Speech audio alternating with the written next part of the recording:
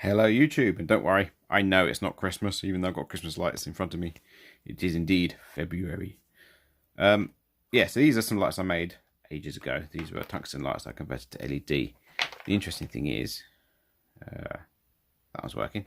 There are some where, like this one, the bulb has gone, not the bulb, the LED has gone out. But what's interesting, what I want to look at today, is if these LEDs have gone out, why are the other ones on? Because they're all in series. So we're going to do some investigation because I'm a bit concerned as to why so many have gone. So let's count them up and see what we got. So this side we have 12 working lights, and on this side we have 8 broken lights. So that's, oh no, that one's working. So that's 13 working lights and 7 not working lights. It's not a great yield, is it? No, that's definitely working. It's dimmer. Ah, it's flashing. Did you see that? Was that my eyes? It goes off. Hang about. Keep track of that one.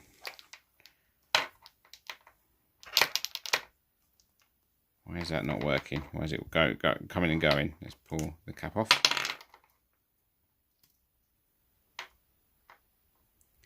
It's not going open circuit because the rest of them are on still.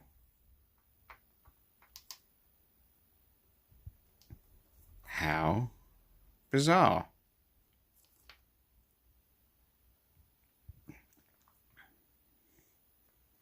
I'll have to have a close look at that one. Right, there's a pen I'm going to mark it. Check of the current going into the lights is 19 milliamps. So that's not ridiculously high or ridiculously low. It's about what you'd expect. I suppose it could be a bit lower. 10 milliamps would probably be fine. So you still shouldn't burn the LEDs. I wouldn't have thought at 20 milliamps. I suppose they are driving kind of hard. We'll have a look at the supply in a second. And what I've done also is, so we've got 12 good LEDs, 8 bad.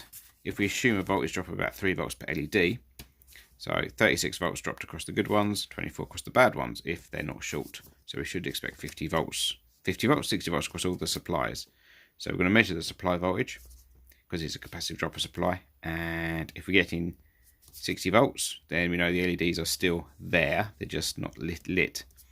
And if we get in 36 volts, we know that these are gone short, and that's why the others are on. Because, you know, if this has gone open circuit, we wouldn't expect to see that on.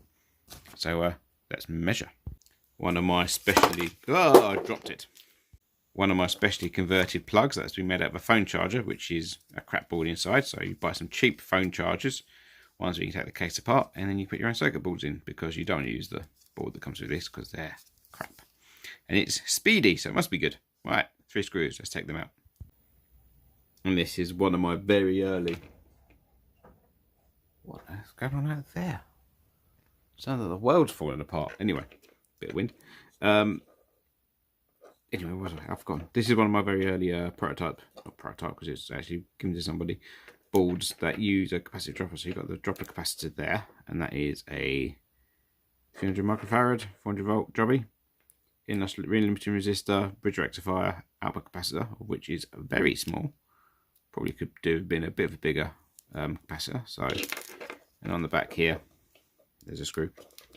Just got a bit of insulation tape and no components. Oh, one bleed resistor across the capacitor. That'd be a few meg. So yeah, so nothing really too much to that. Pretty a bigger output cap, so there's gonna be some ripple, but again, that shouldn't blow up the LEDs. Or maybe it does. Maybe the ripple's too strong.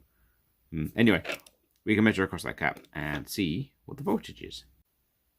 So measuring the output stage,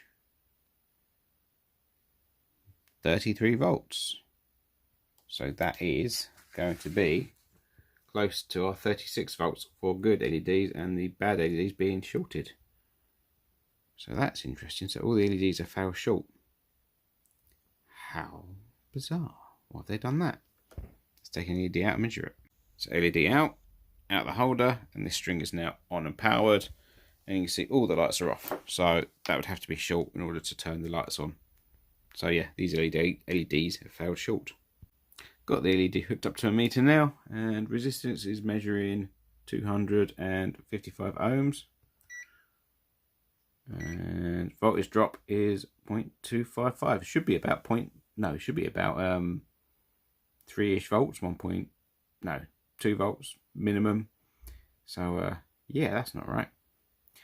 So it's not quite as short, but it's a very low voltage drop.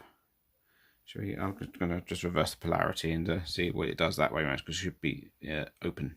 Yep, and the polarity reversed, we're still getting the same voltage drop. This is reverse polarity. And covering it up. Does anything? Just because there is a photoelectric effect with LEDs, if you cover them up, you do get a voltage induced in them. Actually, we can probably measure that if we go to voltage. See if we get anything. No, there's nothing there. So that is a kaput LED. Very strange how they failed in that way, though. Because have we got no, there's no point getting a power source to light it up because it's dead. We've already powered it up. So yeah, anyway, that's interesting why these are failed. And there's 8 of them in the string. Wonder if the ripple, because there's not much capacitance on that circuit in the plug. So down here, it's that capacitor there. You'd have a lot of ripple on this. But then again, it should be current limited, so it should be fine. Yeah, I don't know. Mind you, I suppose if it's 20 milliamps, it's measuring the average of that 20 milliamps, and maybe the peaks are a lot higher, and that's what's causing it to go. Interesting. Maybe it's worth changing that capacitor. Just see what happens. Yeah, let's give that a go. Let's whack a big capacitor across it. Have I got one? 60 volts. Should find one. Once again, nothing about this looks dangerous. So, yeah, I've put some capacitors in the end to increase the tolerance to ripple, and we'll turn it on and hopefully it doesn't explode. It hasn't exploded, and we got 35 volts in the end on the output. That's good. And what's the AC component of that? 35 volts. Come on, light. AC ripple is, it's not even registering it. It's like, yeah, when it does this, it means it's tiny. It can't scale, so it's probably about 4 milliamps, but it's just not scaling properly. 4 millivolts even. Anyway, we'll ignore that. Let's measure the current and see if the current's gone up. And yes, it has gone up. So it's nearly 50-ish milliamps. It does wiggle around a bit though. Is that because the lights are flickering? No, they're flickering. Is it wiggling? How's it gone to 2? What? Let me see if we can get a more accurate reading. There we go. Got a much more reliable reading now. 14 milliamps, which is a lot higher than what I was expecting. So that'd probably be the reason why they failed, because they've been overdriven. Yes, 14 milliamps for a couple of years has blown these LEDs. And yeah, adding the smoothing, obviously, put it out of them peaks. So it's more consistent 40 milliamps as opposed to being a peak. So what I reckon was, at the peak of the sine wave, we'll get in probably 40-ish milliamps. And then, because there's so much ripple on there, it's been hidden by the meter. So yeah, so that's probably what's gone on there. Bad smoothing, bad design by me, and too much current. So that'll be why these LEDs have failed. There you go. Improvements for the future. So I might redesign this circuit, change all the bulbs, and yeah, see you next time. And if you see one of these boards from me, don't buy it because they're rubbish. Right, bye for now.